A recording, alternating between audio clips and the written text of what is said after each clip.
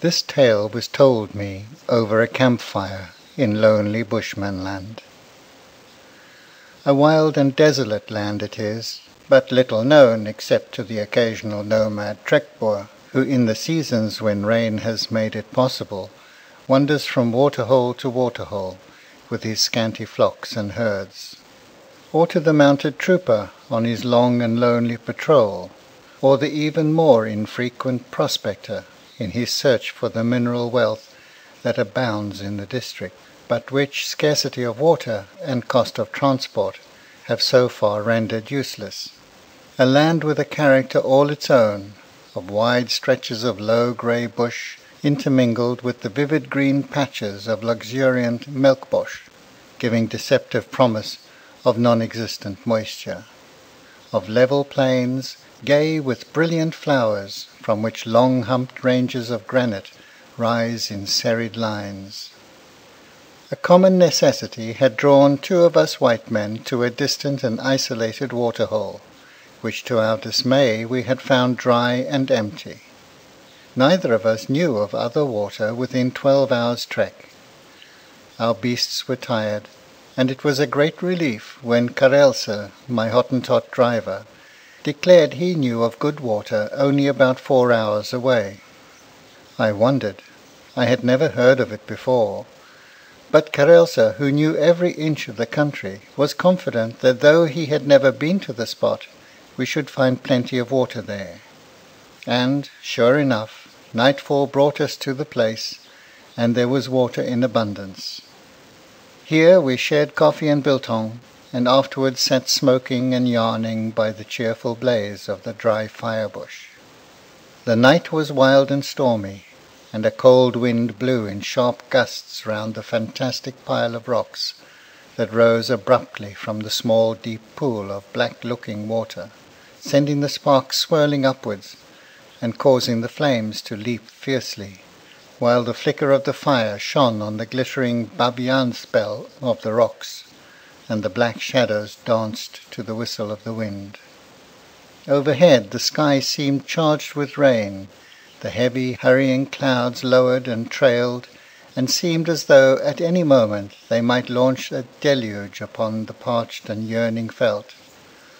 But the promise was ever an empty one, for not a drop fell, and the rain-charged phalanxes sped onward and ever onward to shed their precious burthen upon distant and more favoured fields. Jason I had met before. Like myself, he was a prospector, and had known many lands. He was a reserved, reliable man, who possessed a habit of silence rare among men of our fraternity.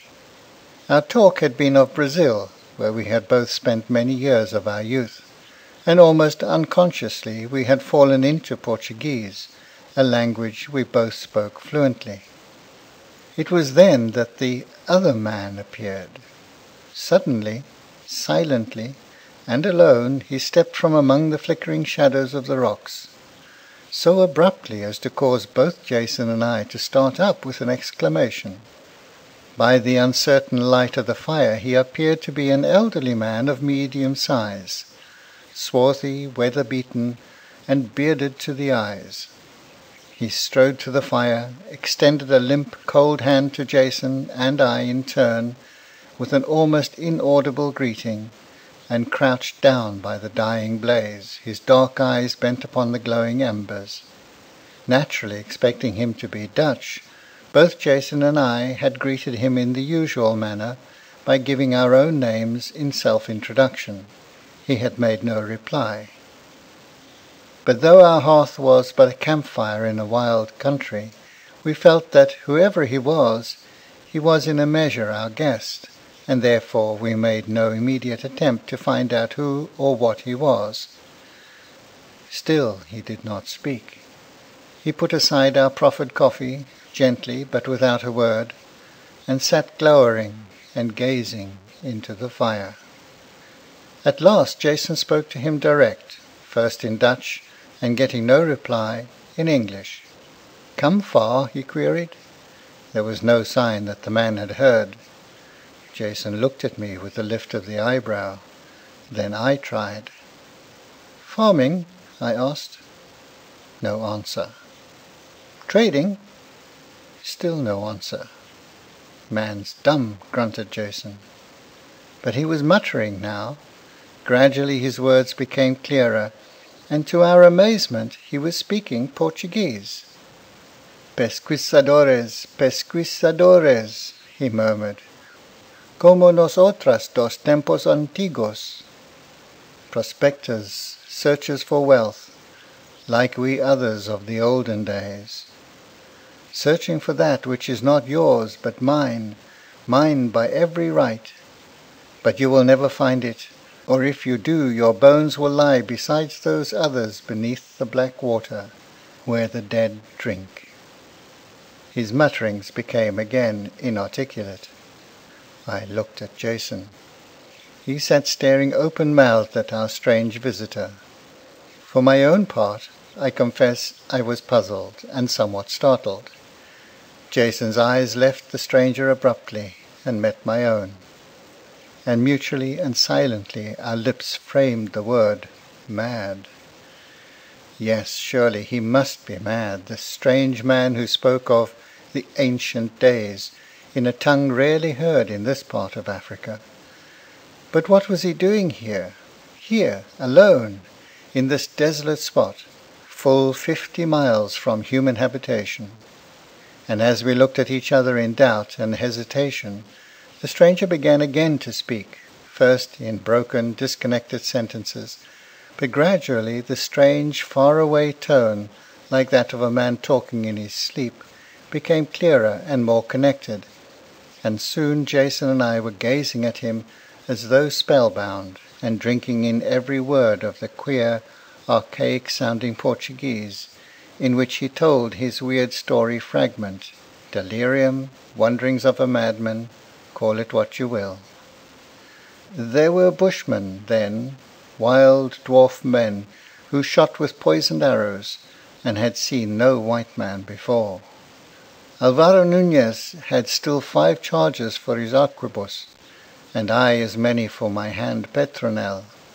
When they heard the thunder of the powder, they cast aside their weapons and crawled to us on their knees, taking us for gods, and bearing in mind all that the shipwrecked Castilian we had found at Cabo Tomentoso had told us of the mine of precious stones, we hastened to propitiate them in every way. The gauds we had brought, gay beads, bright kerchiefs, and the like, with these we won our way to their goodwill. They hunted for us, of buck and of wild game they brought us abundance. But though months passed, we were no nearer that which we sought, the mine of bright stones, such as the Spanisher had shown us, and the whereabouts of which these strange black dwarfish people alone knew. Never could we master their strange tongue, like to the creaking and rustling of dry bones upon a gibbet, more than the speech of humans, and time and patience alone showed us a way. Their man of magic held great power over them. He was of another race, of our own stature, and with a yellow skin. He had another tongue than these dwarf men of the bush, and this Alvaro and I learned when his suspicion of us gave way, and he found that we wished not to alienate the tribe from his authority.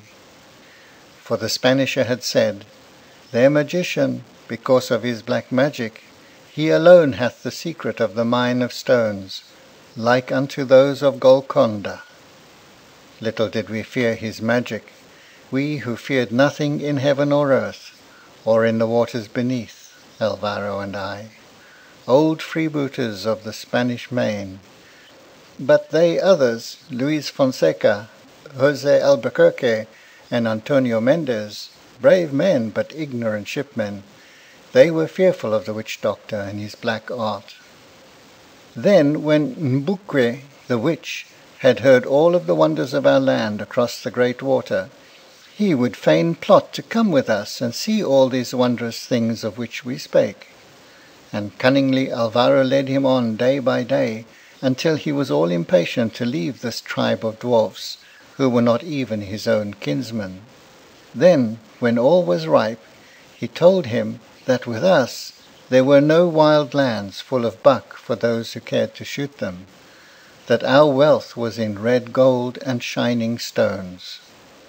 And at long last he showed the stone taken from the Spanisher at the Cape of Storms. At night, when the moon was full, Mbuku took us to the black water pit lying deep and dark at the foot of the rocky hill. 10 fathoms deep was it, and full to the brim with icy water. Many times had we drank from it, for though all round the land lay parched in the torrid heat, the black water pit was always full to the brim. But what magic was this? Here was no water, but a yawning shaft gaped black and dismal where the pool had been. The shipmen shrank back in dismay. Here is magic, they muttered fearfully, crossing themselves. Mbuku laughed. He also had learnt something of our tongue, and understood. No magic is here, said he. 'Tis but a spring from yonder hill that fills this pool, and it needs but to turn the stream aside, and the water will all drain away. Later I will show. From a fire stick he had brought he lit a torch of dry wood. By its glare we saw that a hide ladder dangled from an overhanging rock into the deep pit. Down it Mbuku led the way, followed by us in turn, the shipmen with many muttered prayers and misgivings. Slimy and dank was the fearsome place, but the bottom was firm and rocky, and from it there branched a cavern wide enough for us all to walk abreast. Gently it led upward, and then we stood in a broader cavern, where the light from the torch in every direction flashed back from a myriad dazzling points. Ceiling, walls, every rocky protuberance, even the very floor gleamed and scintillated, till the whole place blazed as though on fire. Mbuku thrust the torch into Alvaro's hand. "Look," he cried, and smote with a spear he carried at the wall of the cavern. At the light blow, a handful of the flashing points fell to the floor. We picked them up. They were the bright stones of the Spanisher. They were diamonds. Here was wealth beyond conception, wealth besides which the fabled Golconda would be as naught, wealth untold for us all. But on the floor among the flashing gems there lay many white bones, the bones of dead men. Wealth, vast wealth for us all, and yet we quarrelled there as to the division of the stones, and as to how we were to get them away. Get all we can at once, and flee this very night, urged the shipmen. And die of thirst in the desert places, said Alvaro, for it was the season of drought. Stay, only until we can fill our water-skins, they counselled. But Alvaro and myself, we were wiser. Mbuku, his must be the plan. He knew the best paths back to the Cape of Tempests. He knew the water-holes. We must be guided by his counsel, and we forced them to listen. Yes, he had a plan. 3 nights hence we must flee. He would have water ready in skins. Meanwhile, each night he would divert the water, and we must descend and collect the stones, so that we should have enough for all. At night the tribe believed that the spirits of the dead came to the black water to drink, and always avoided the spot. And by the light of the flickering torch we broke down showers of the glittering stones from the soft blue rock in which they were embedded, till our pouches were full and the torch had burnt out. Then we stumbled and groped our way over slime and bones till we came to the shaft, and one by one we climbed up and out into the fair white moonlight. Fools, fools! The shipmen quarrelled over the stones the first day. Alvaro lent them dice, and they gambled with each other for their new-found wealth. And as Alvaro wished, they quarrelled. And Albuquerque and Fonseca drew steel upon each other, and there in the sunshine stabbed each other to death. "The more for us," said Alvaro, and we divided the stones they fought for. That night we four went again to the black water. Once more we loaded our pouches and climbed out one by one. I the first, for I was faint with the air of the cavern. Then came N'Buko, but Alvaro came not, nor Mendez the shipman. Impatiently I shook the ladder. It was near dawn. Then at length came Alvaro. He was ghastly in the moonlight, and at the top he began to pull up the ladder he had climbed by. "But Mendez," I muttered. He answered not, but still hauled the hide rope. Then I seized him by the shoulder and looked in his face. There was blood upon him. "He struck me from behind," he said. "My vest of mail saved me. He is dead. The more for us." I liked not Alvaro's face, and looked to my dagger, lest tomorrow he should say, "The more for me." That third night Alvaro and I for the last time descended the black shaft. Well watched we each the other. He had both dagger and arquebus, and I my hand petronel, and dagger too. M'Bukwe came not down with us, feigning that he must prepare all things that we might flee as soon as we had loaded our pouches for the last time. There he left us in the black shaft, my lifelong comrade and I, and by reason of the lust of wealth that came upon me, and because of the fear of that which I saw in Alvaro's eye, I struck him unawares as he knelt for the last gem. Deep behind the neck my dagger drank his blood. His vest of mail did not save him from me. And turning to flee hastily with all the stones, I found the ladder drawn up, and M'Bukwe laughing at me from above. "Ho, ho, white man, white wizard," he called, "ye who would show me the wondrous things of thine own land, how fares it with ye now? Surely thou hast enough of the bright stones now, thy dead comrade's share, and all he had taken. Thou hast them all. Handle them, gaze on them, eat of them, drink of them, for of a surety naught else will there be for thee to eat and drink. Ho, ho, surely the black man's magic is vain against the wisdom of the white." And thus he taunted me, whilst vainly I strove by means of my dagger to cut footholds in the slimy walls of the shaft, and thus climb to freedom. But the holes crumbled as soon as my weight bore on them, and after falling again and again, I desisted in despair. And ever the yellow fiend above taunted me, and it was abundantly clear that he had but feigned to fall in with our scheme, the more fully to encompass our destruction. Dawn found me raving in terror of my coming fate, alone with the bodies of the friend whom I had slain, and the shipman who had been by him slain. Terror had helped to parch my tongue with thirst, and both shaft and cavern, though moist, were drained too dry to afford one mouthful of the precious fluid. Yet though longing for water, I knew well that when M'Bukwe should choose again to direct the stream, I should drown like any rat. The day passed. I heard the frightened mutterings of the dwarf men as they crowded round the mouth of the shaft, seeking the black water that had vanished. But at my first hoarse shout they fled, yelling in alarm. Day turned to night, and I had become as one dead.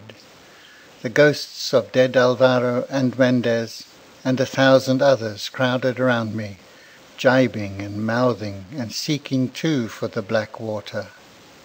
Again day, and again night came and went. Still the water I longed for and yet feared came not. I suffered the tortures of the damned, and fain would I have scattered my throbbing brains with the last charge of my hand petronel, but ever as I raised it, dead Alvaro caught my hand in an icy grip, and I could not die. Then again I heard N'Bukwe, and with him certain men of the dwarfs he ruled. And in their whistling, creaking tongue I heard him hold forth, Lo, ye who doubted me, thus do I show my power. These other white gods that came from afar, ye thought them stronger than I, yet have I caused their utter destruction. But because of the little faith ye had in me, and as a sign of my power and displeasure, have I also caused the spirits that dwell in the black pool to take away the water that is life to ye all. Then I heard them moaning and begging for the water, and the voice of the witch-doctor ordering them to lie flat on their faces and look not up whilst he forced the spirits to bring back that which they had taken. Then he called to me in my own tongue loudly, Ho, thou white god, eat thou thy fill of the bright stones. Of water thou shalt soon drink plenty. And I knew that he would soon move that rock whereby the water could be diverted back to the pit. But even as he jibed at me, leaning over the brink, dead Alvaro's ice-cold hand guided my petronel till it covered the black fiend's body, and the iron ball struck full and true below his throat. Down at my feet hurtled the body, and at the report I could hear the dwarfs shriek and fly away from the spot in fear. Not dead, but dying was he, for his magic was naught against the weapons of the white man. Yet magic had he, and as he died so did he curse me and cast over me a spell of terror. Thou shalt guard well thy bright stones, O slayer of thy friend, he shrieked. Water shalt thou have, and yet shall never quench thine awful thirst. Hunger shall consume thee, and thou shalt not eat. Thou shalt long for death, yet shalt thou not die. And cursing thus, he died, and his ghost joined the band of weird watchers in the cavern of bright stones. And the tribe of dwarfs, one by one, died of thirst, for it was a year of fearful heat, and they knew of no other water. Day by day they came shrieking and praying to the spirits of the black shaft to give them back the water. Day by day they flung living men into the pit as sacrifice, to join the spirits below, till all were dead. Yet could I not die. Over their bleached bones the black water again runs. Below, guarded by the dead watchers, lie the bright stones. Seek not the spot, ye white men who speak the old tongue, lest ye too watch forever, for the place is accursed. The strange narration ended as it began, not abruptly, but in indistinct mutterings. Half fascinated, Jason and I followed every word of the strange archaic Portuguese. The rhythmic sentences seemed to have had an almost hypnotic effect upon us, for neither of us afterwards remembered how and when we fell asleep. I was awakened by Carelsa shaking me. It was just break of day. I felt heavy, sleepy, and confused, and for a moment remembered nothing. "Coffee, baas," said the Hottentot, and as I sipped it I remembered. I looked around. Jason was sleeping like a log. Our strange visitor had gone. "Where is the other baas?" I inquired of Carelsa. He stared at me, and then looked over at Jason. "No, no," I said impatiently, "the old baas that came in the night." Carelsa's face was a study. He had evidently seen no one, though the boy's fire had not been 20 yards from our own. Had I dreamt the whole thing? I strode over and roused Jason. He woke with a startled exclamation. His first words assured me the old man had been there. "Damn that mad chap," he said. "His horrible old yarn made me dream badly." Where is he?" Karelsa stared from one to the other, his yellow face a queer ashen grey. He was plainly frightened. "Come," said I to Jason, "let us go and have a sluice. There is water in plenty." I led the way to the pool. It had been too dark for us to see it properly when we had arrived the evening before. We bent over the dark clear water. Sheer and black the pit went down, and it was plainly of great depth. And from the brink the granite kopje rose abruptly. Jason and I looked at each other, then at Karelsa. "Karelsa," I asked, "have you ever been here before?" "No, baas," he faltered. "There is always plenty of good water here, they say, but the place has a bad name, and no one comes here.